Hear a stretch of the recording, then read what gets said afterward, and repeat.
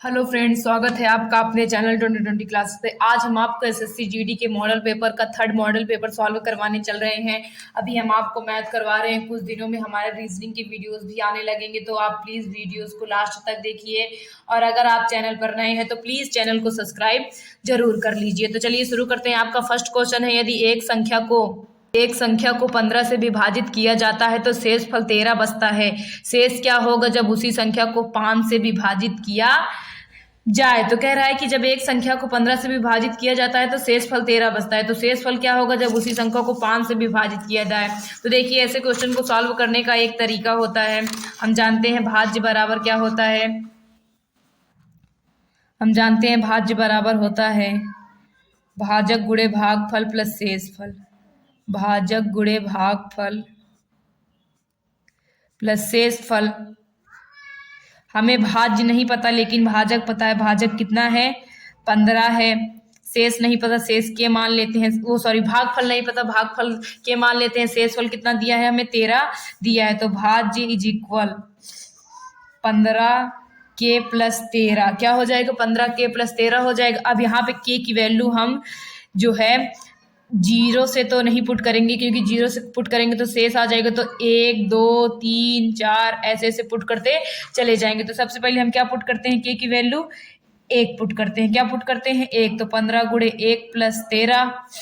जब इसको सॉल्व करेंगे तो 15 में 13 ऐड करिए, कितना हो गया 5 3 8 1 1 2। तो देखिए, जब इसे हम क्या कहते हैं, कह रहा है कि किसी संख्या को 15 से विभाजित किया जाता है तो शेष फल 13 बचता है। तो क्या कहते हैं? वो संख्या क्या हो गई आपकी? 28 हो गई। अब 28 को आप क्या कहते हैं? उससे डिवाइड करिए 15 से, तो शेष फल आपका 13 बच जाएगी। फिर कह रहा है कि उसी संख्या को 5 से विभाजित करने पर शेष फल क्या बचेगा। तो संख्या क्या मिल गई हमें? 28। तो 5 से विभाजित करते हैं, 5 25। कितना शेष बचा आपका?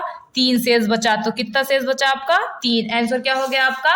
फर्स्ट वाला आंसर सही हो गया। तो चलिए आपके नेक्स्ट क्वेश्चन में चलते हैं। आपका नेक्स्ट क्वेश्चन कह रहा है कि यदि 45 92 21 पी 8 से विभाजित है तो पी का मान क्या होगा। तो देखिए, हमसे बोल रहा है कि यदि 45 92 एक पी 8 से विभाजित है तो पी का मान क्या होगा। सेकेंड क्वेश्चन हमारा कह रहा है कि 45 92 एक पी 8 से विभाजित है। तो देखिए, 8 से विभाजिता का नियम होता है कि लास्ट के 3 डिजिट जो है वो किससे कटने चाहिए? 8 से कटने चाहिए। तो देखिए, 8 का भाग 21 पी में देते हैं तो 8 दूनी कितना हो गया? 16। 16 में से 11 में से 6 गए, कितना हो गया? 5। तो देखिए, यहाँ पे हम ऐसा क्या रख दे कि 8 से कट जाए। तो 8 सत्ते कितना होता है? 56 होता है। तो देखिए, ऑप्शन में 6 है, तो कौन सा ऑप्शन सही हो जाएगा? 4 ऑप्शन आपका सही हो जाएगा। तो यानी पी के स्थान पे हम क्या रख दें? 6 रख दें। तो ये 8 से पूरी तरीके क्या हो जाएगा? 8 सत्ते 56 पूरी तरीके कट जाएगा। कट जाएगा कि नहीं कट जाएगा? तो पी इज इक्वल कितना आ गया आपका? 6 आ गया। तो चलिए आपके नेक्स्ट क्वेश्चन में चलते हैं। आपका नेक्स्ट क्वेश्चन कह रहा है कि वह छोटी से छोटी संख्या क्या है जिसे 8 तथा 9 से विभाजित करने पर शेष फल 4 बचता है। तो आपको चार ऑप्शंस दिए गए हैं। आप प्रत्येक में क्या कहते हैं? 8 और 9 से भाग करके चेक कर लीजिए, जिसमें शेष फल 4 बचेगा वही आपका आंसर हो जाएगा। तो चलिए आपके नेक्स्ट क्वेश्चन में चलते हैं। आपका नेक्स्ट क्वेश्चन कह रहा है कि 1 से 200 तक 2 तथा 9 दोनों के कितने गुणांक हैं। हमें कह रहा है कि 1 से 200 तक 2 और 9 के कितने गुणांक है। तो देखिए, चलिए सॉल्व करते हैं इसे। हमें क्या निकालने के लिए बोल रहा है कि 1 से 200 तक 2 और 9 के गुणांक कितने हैं। तो पहला गुणांक है 18, दूसरा 36। लास्ट पता करने के लिए हम क्या करेंगे? 200 में क्या कहते हैं? 9 का भाग करिए, जो आए शेष घटा दीजिए, 198 आ जाएगा। ये 2 का भी गुणांक है और 9 का भी गुणांक है। तो ए इज इक्वल कितना आ गया आपका? 18। एन इज इक्वल कितना आ गया? 198। एन इक्वल नहीं पता, डी कितना आ जाएगा आपका? 18 आ जाएगा। इसी फॉर्मूले पे रख दीजिए, A N is equal A plus N minus 1 into D. A N आपका 198 है, ए कितना है? 18। एन नहीं पता, डी कितना है आपका? 18। तो चलिए इसे सॉल्व करते हैं। 198 minus 18 is equal to minus 1 into 18। घटाएंगे तो आपका आ जाएगा 180 is equal to minus 1 into 18। 18 से कट गया, 10 आ गया, n माइनस 1 इंटू 10। तो यानी इक्वल कितना आ गया आपका? 11 आ गया, कितना आ गया 11 आ गया था। 1 से 200 तक में 2 और 9 की कितने गुणांक है 11 गुणांक हैं। तो चलिए आपके नेक्स्ट क्वेश्चन में चलते हैं। आपका नेक्स्ट क्वेश्चन कह रहा है 0.0014 का मान क्या है। तो देखिए हमसे पूछ रहा है 0.0014 का मान। तो देखिए दशमलव हटाने का तरीका क्या होता है, ऊपर जीरो को तो हम नेग्लेक्ट ही कर देंगे। तो कितने जीरो हैं कि दशमलव के बाद कितने डिजिट है 5 डिजिट, एक लिख के कितने जीरो 5। ये आपका आंसर आ गया 140/1 लिख के 5 जीरो। तो आपका कौन सा आंसर आ जाएगा, 1 जीरो से 1 जीरो काट दीजिए अगर ऐसे नहीं आ रहा है तो 1 लिख के 4 जीरो, यानी कौन सा आंसर आ जाएगा आपका थर्ड वाला आंसर आ जाएगा। तो चलिए आपके नेक्स्ट क्वेश्चन में चलते हैं। आपका नेक्स्ट क्वेश्चन कह रहा है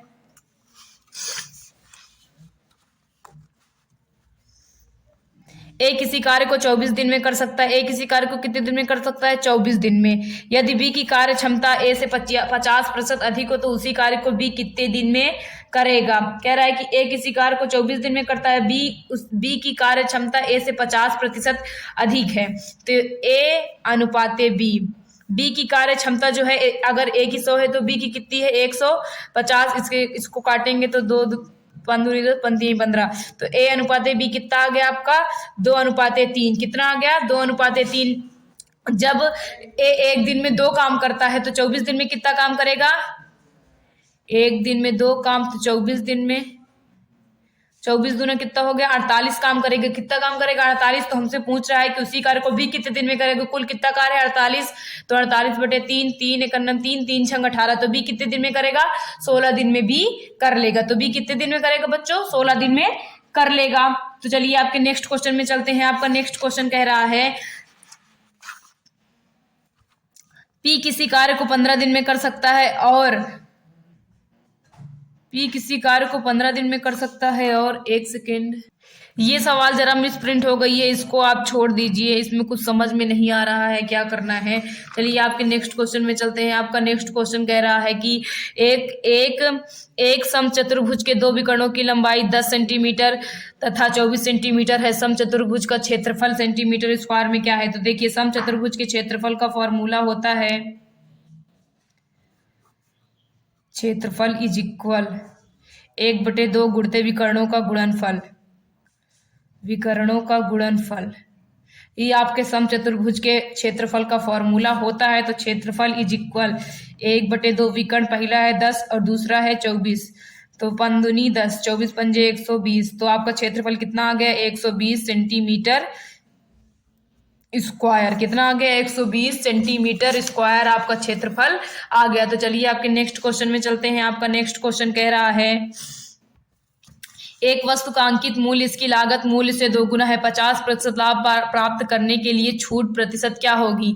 अगर क्रय मूल्य हम 100 मानते हैं तो अंकित मूल्य कितना हो जाएगा, इसका 2 गुना है तो कितना हो जाएगा 200। कितना हो जाएगा 200। कह रहा है कि 50% लाभ प्राप्त करने के लिए छूट प्रतिशत क्या होगी। तो पहले विक्रय मूल्य निकाल लेते हैं। विक्रय मूल्य इज इक्वल 100 गुणे कितने % का लाभ चाहिए 50/100। तो 100 से 100 कट गया, विक्रय मूल्य आपका कितना आ गया 150। तो चलिए छूट निकालते हैं। 200 लिखा था लेकिन बेचा कितने का 150 का, तो छूट कितनी आ गई आपकी 50। तो छूट परसेंटेज निकाल लेते हैं। छूट है हमारी 50। छूट कितने पे दी जा रही है 200 पे। तो 200 गुणे 100 कट गया, कितना आ गया 25। तो डिस्काउंट आपका कितना आ गया 25% आ गया डिस्काउंट। तो चलिए आपके नेक्स्ट क्वेश्चन में चलते हैं। आपका नेक्स्ट क्वेश्चन कह रहा है एक वस्तु का अंकित मूल्य 1840 रुपए है तथा उसे 368 रुपए की छूट पर बेचा जाता है। छूट का प्रतिशत क्या है। तो देखिए हम सबसे पहले क्या निकाल लेते हैं, हमसे छूट का प्रतिशत पूछा है तो छूट प्रतिशत छूट कितने की दी जा रही है 368 रुपए की बटे अंकित मूल्य होता है। अंकित मूल्य दिया कितना है हमें 1840 रुपए दिया है गुणे 100। 1 0 से 1 0 कट गए, 2 9 18, 2 दूनी 4, 2 पंजे 10। उसके बाद इसको हम फिर से 2 से काटते हैं। 2 चौके 8, 2 छंग 12, 2 1 2, 2 8 16, 2 चौके 8। फिर 2 से काटते हैं। 2 दूनी 4, 2 3 6, 2 9 18, 2 दूनी 4, 23 चूंकि कितना होता है 92, कितना होता है 92, तो आपका आंसर कितना आ गया 20% आ गया। तो चलिए आपके नेक्स्ट क्वेश्चन में चलते हैं। आपका नेक्स्ट क्वेश्चन कह रहा है कि A/B बराबर 4/5 तथा A/C बराबर 2/3 हो तो A+B/C का मान क्या होगा। देखिए आपका 11 नंबर क्वेश्चन कह रहा है कि A/B इज इक्वल 4/5 है। उसके बाद कह रहा है कि A/C इज इक्वल 2/3 है। तो A+B/B+C का मान बताइए। तो देखिए हमसे बोल रहा है कि A/B/C को हम आगे A/C कितना दिया है 4/5 है और A/C कितना दिया है 2/3। तो बगल वाली संख्या हम यहाँ पे भरते हैं, क्या करते हैं बगल वाली संख्या भर देते हैं। यहाँ पे 4 आ गए, यहाँ पे क्या गया 2, फिर इनका हम मल्टीप्लाई कर लेते हैं। 5 दूनी 10, 4 दूनी 8, 4 तिहाई 12। हमसे क्या पूछा A+B, तो एक A+B कितना हो गया 8 + 10 अनुपात B+C। B कितना है आपका 10 + 12 ऐड कर लीजिए इसे। 8 में 10 जोड़ेंगे तो आपको कितना आ गया 18 और 10 में 12 जोड़ेंगे कितना आ जाएगा आपका 22 आ जाएगा। 2 से काट दीजिए 2 9 18, 2 1 9 2, यानी कितना आ गया आपका अनुपात 9/11 आ गया। आपका आंसर कितना आ गया 9/11। तो आपको कौन सा ऑप्शन सही हो जाएगा, फर्स्ट ऑप्शन सही हो जाएगा। तो चलिए आपके नेक्स्ट क्वेश्चन में चलते हैं। नेक्स्ट क्वेश्चन कह रहा है कि A/2 बराबर B/3 बराबर C/5 हो तो A/B/C का मान क्या होगा। देखिए अगला क्वेश्चन कह रहा है कि A/2 बराबर B/3 बराबर C/5 हो तो A/B/C इसका मान हमसे पूछा है। तो देखिए अगर हम क्या कहते हैं इन दोनों को बराबर कर ले तो आपका हो जाएगा 3A is equal to B। तो A/B कितना आ गया आपका 2/3 कितना आ गया। आप इन दोनों को बराबर कर लेते हैं B/3 इज इक्वल C/5 तो 5B इज इक्वल 3C। तो B/C कितना आ गया आपका 3/5। तो देखिए B यहाँ भी 3 है वहां भी 3 है, यानी कॉमन है। A कितना है 2, B कितना है 3, C कितना है 5। तो इसका मान कितना आ गया 2/3/5 आ गया। तो आपको कौन सा ऑप्शन सही हो जाएगा, फर्स्ट ऑप्शन सही हो जाएगा। तो चलिए आपके नेक्स्ट क्वेश्चन में चलते हैं। आपका नेक्स्ट क्वेश्चन कह रहा है कि 22 संख्याओं का औसत 19 है। यदि दो संख्याएं 23 और 11 को हटा दिया जाए तो शेष संख्याओं का औसत होगा। देखिए हम जानते हैं कि औसत बराबर क्या होता है, कुल संख्याओं का योग बटे कुल संख्या, ये होता है। हमें यहाँ पे क्या कहते हैं 22 औसत कितना दिया है 19, योग नहीं पता है लेकिन कुल संख्या कितनी है 22 है। तो योग निकाल लीजिए। योग आपको कितना आ जाएगा बच्चों 22 का गुणा जब आप 19 में करेंगे तो आपका योग आ जाएगा 418। कितना आ जाएगा 418। उसके बाद कह रहा है कि 23 और 11 को हटा दिया जाए तो शेष संख्याओं का औसत, यानी 23 और 11 को जोड़िए पहले आप। 23 + 11 कितना हो गया आपका 4 2 1 3। तो घटाइए नया योग निकालिए। नया योग इज इक्वल 418 - 34 जब घटाए तो आपको कितना आ गया 384। कितना आ गया 384। अब पूछ रहा है कि शेष संख्याओं का औसत, तो हम जानते हैं औसत इज इक्वल फॉर्मूला होता है योग कितना है आपका 384 और संख्याएं कितनी बची हैं अब 20। तो अब इसको सॉल्व कर लीजिए। आपको सॉल्व करने पर औसत आएगा, औसत इज इक्वल 19.2। कितना आ जाएगा 19.2 आ जाएगा। तो चलिए आपके नेक्स्ट क्वेश्चन में चलते हैं।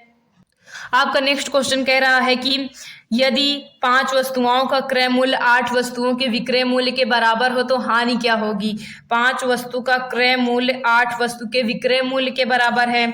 तो क्रय मूल्य बटे विक्रय मूल्य निकालेंगे तो आपका आ जाएगा 8/5। कोई वस्तु आप 8 रुपए की खरीद कर कितने रुपए में बेच रहे हैं 5 रुपए में बेच रहे हैं। तो जाहिर सी बात है आपको क्या होगा हानि। तो हानि इज इक्वल क्रय मूल्य माइनस विक्रय मूल्य। क्रय मूल्य आपका 8 है और विक्रय मूल्य 5 है तो हानि कितनी आ गई 3।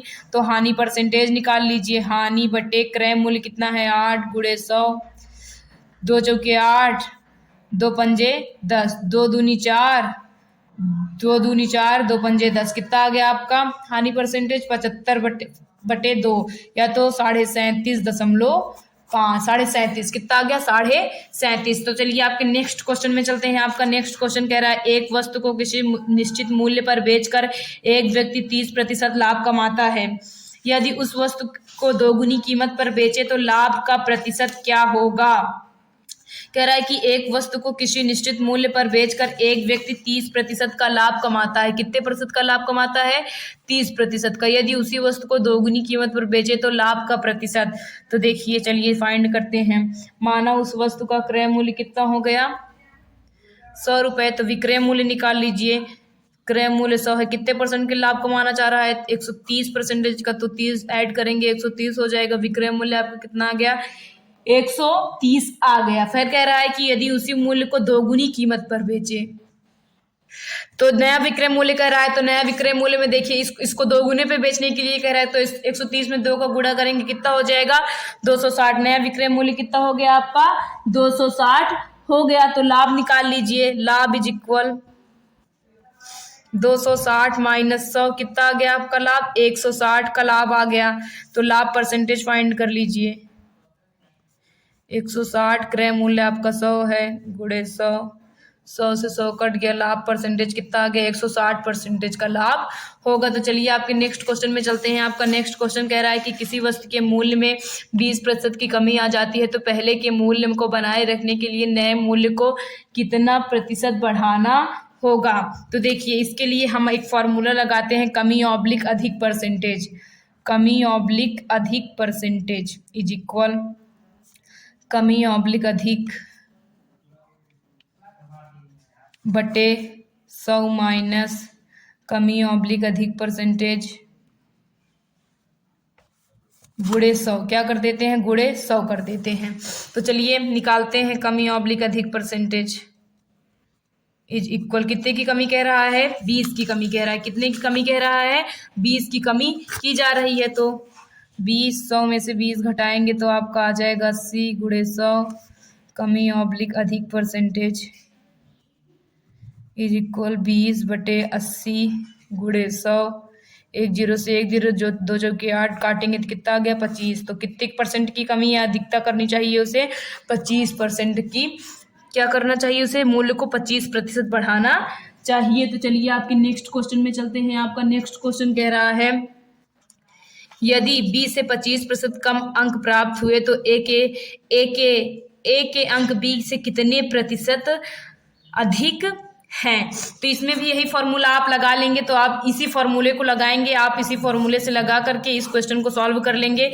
इस क्वेश्चन का मैं आपको आंसर बता दे रही हूँ, आपका आएगा 3.33% आएगा। तो आप इसे अपने से सॉल्व करके मुझे आंसर कमेंट बॉक्स में आप मुझे दिखाइएगा। तो चलिए आपके नेक्स्ट क्वेश्चन में चलते हैं। आपका नेक्स्ट क्वेश्चन कह रहा है कि एक नाव की गति धारा के अनुकूल तथा धारा के प्रतिकूल दिशा में 12 किलोमीटर प्रति घंटा तथा 6 किलोमीटर प्रति घंटा है। शांत जल में नाव की गति क्या है। तो देखिए जब क्या कहते हैं अनुकूल और प्रतिकूल चालें दी रहती हैं तो हम 18 नंबर सवाल है आपकी। जब अनुकूल और प्रतिकूल चालें दी रहती हैं तो हम उनको जोड़ देते हैं। तो आपकी शांत जल में नाव की चाल बराबर शांत जल में नाव की चाल बराबर अनुप्रवाह चाल प्लस ऊर्ध्वप्रवाह चाल बटे 2। यानी कि विपरीत चालों और सदिश चालों को जोड़कर 2 से भाग दे देंगे तो नाव की शांत जल में चाल आ जाएगी।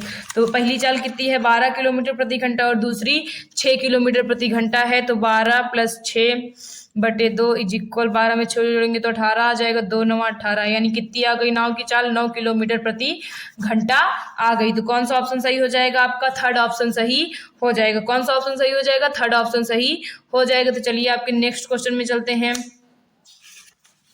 आपका नेक्स्ट क्वेश्चन कह रहा है कि एक व्यक्ति बिंदु ए से बी जाता है तथा वापस आ जाता है। पूरी यात्रा की औसत गति 65 किलोमीटर प्रति घंटा है। ए से बी जाने में उसकी गति 40 किलोमीटर प्रति घंटा है। उसकी गति 40 किलोमीटर प्रति घंटा है। तो ए से बी जाने में उस व्यक्ति की गति किलोमीटर प्रति घंटा में क्या होगी। तो चलिए इसे सॉल्व करते हैं। माना ए से बी जाने की गति इज इक्वल यक्स किलोमीटर प्रति घंटा। कितनी है? यक्स किलोमीटर प्रति घंटा। औसत गति इज इक्वल फॉर्मूला होता है 2xy/x प्लस y। ये आपका औसत गति का फॉर्मूला होता है। तो औसत गति हमें दिया कितना है? 65। एक चाल हम यक्स माने, दूसरी चाल हमें कितना दिया है? 40/x plus 40। चलिए इसे आप सॉल्व कर लीजिए। आप इसको सॉल्व कर लेंगे तो आपका आंसर आ जाएगा। तो चलिए सॉल्व करते हैं। 65 ब्रैकेट में x प्लस 40 इज इक्वल 4 दूनी 8, 80 यक्स हो गया है ये आपका। 65 का इसमें गुणा कर दीजिए। 65 यक्स प्लस 65 चौके 4 पंजे 20, हासिल बच गए 2, 6 चौक 24, 24 2 26 इज इक्वल 80 यक्स। तो 2600 is equal 80 minus 80 x minus 65 x. तो 2600 इज इक्वल 80 में से देखिए 10 में से 5 गए 5, 7 में से 6 गए 1।